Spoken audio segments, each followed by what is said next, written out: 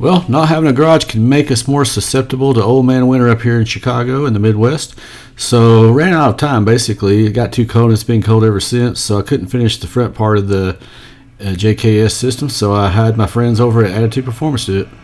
So we got the rest of it on. Looking pretty sweet. I think our guys over at Attitude Performance are doing such a good job on these. Driver's side. Great job. Said they trimmed some of this down. Got down pretty good. Should have any more rubbing. So many of you may be wondering why I got this. So just so you know, normal driving I didn't have much rubbing at all. Only when I cut it really hard and maybe at an angle a little bit, it would just barely rub enough just to notice it. But whenever off-roading, I did notice it rubbing a little harder. So that's why we got this kit. Anyway, so if you guys want one, I'd suggest getting one. If you live here in the Chicagoland area, Attitude Performance sells them and installs them. So highly recommend them.